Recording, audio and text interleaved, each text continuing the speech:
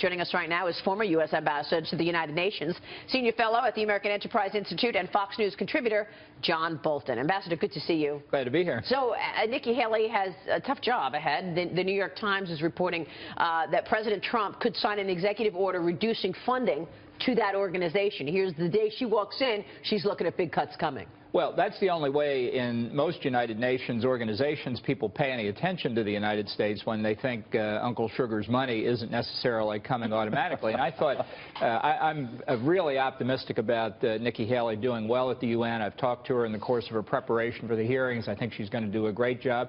And she was very forthright that she expects that the United States is going to get value for its money.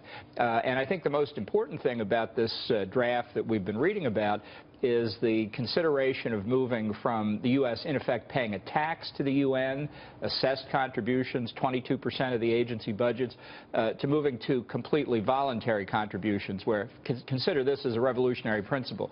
The United States pays for what it wants and expects to get what it pays for. Amazing, right? Yeah, amazing. In the UN, definitely amazing. Well, I want to ask you more about this, because, I mean, looking at the UN and how ineffective it has been, we'll get back to that, but I want to get your take on the shakeup at the State Department yesterday. The headline said, everybody at the State Department has been fired. A shake-up at the State Department, even before nominee Rex Tillerson enters, with the Trump administration accepting the resignations of several senior officials.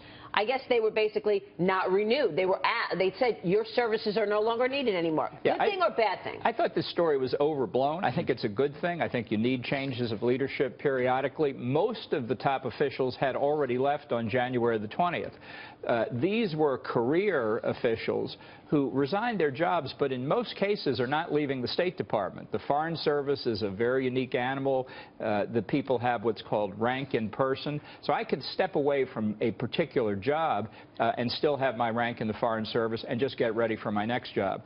Why it didn't take place on the 20th of January, why it took place yesterday, I don't know the answer to that. But these were all jobs in the management sphere at the State Department, not in the political or economic sphere. And every one of them is replaced immediately by their principal deputy. So life goes on. So this doesn't make Tillerson's job more difficult coming in as an outsider.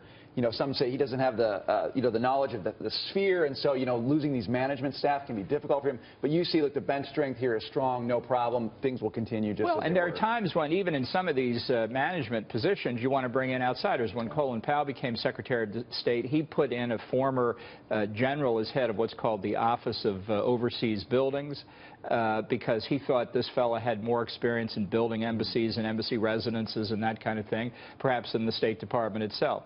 So there may be a new cast of characters coming in or others moving around. That's typical. It's a good thing to shake it up every 4 years. The culture of the State Department is deeply entrenched, and it needs to be changed. You know, talking to voters out there, or not even voters anymore, Americans right now, there's a huge level of fear in so many of these changes that are happening. And then the media puts out there that all these people resign, State Department in chaos, relationships around the world are going to be a mess. Look what's happening with Mexico.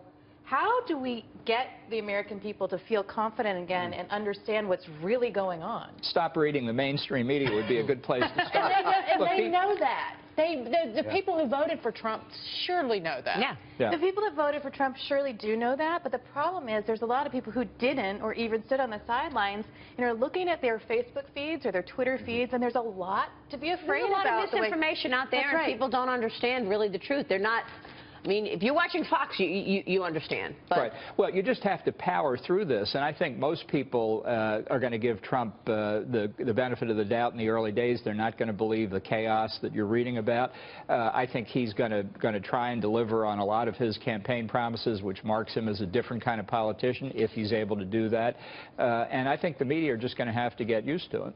There's still so many people who work within government who surely did not want Donald Trump elected as the President of the United States. I mean, even on Inauguration Day, you saw the Twitter account of the Interior Department tweeted out that photo, and the account was suspended. What about those entrenched bureaucrats, people who've been in government too long, maybe? Do they get in the way of Trump really making change in D.C. and in terms of putting his agenda to work? Sure. It depends on how well Trump's appointees across the bureaucracy are able to carry out their responsibilities. Each government department has its own culture. The military is different from the State Department, is different from the Treasury Department, and so on.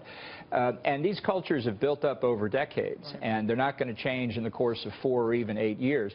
But just to take the State Department, which I know, I think if we don't address what's really a need for a massive change in the culture, it's going to hurt the country as it has in a sustained way, because we're not getting the best advocacy from our diplomats. And there are many, many career people at the State Department who know this, who want a different kind of leadership, and are prepared to do what they should do as career officials, which is implement the president's policies. But they need leadership from the White House and from the department heads across the board. Yeah, it comes from the top, and things have gotten so politicized in every single agency. I mean, it's really incredible. Let me get your take before you go on Theresa May. Going to be with Donald Trump today, the president. This is the president's first meeting of any foreign leader. What are you expecting? What should go on? This is a huge strategic opportunity, both for the United States and for the United Kingdom. You can write, not to underestimate the difficulties or the risks, but you can write a new trade agreement on a blank slate here between the U.S. and the UK.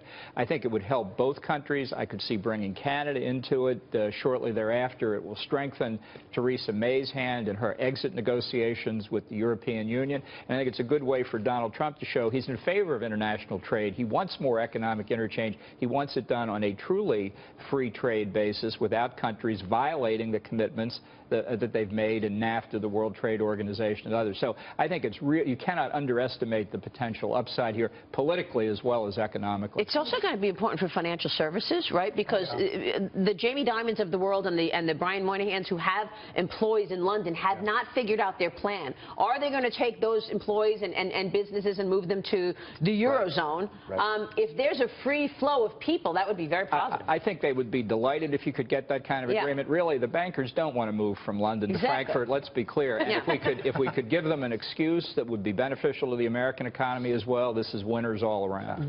Good to see you, Ambassador. Thank you so much, Ambassador John Bolton, joining us there.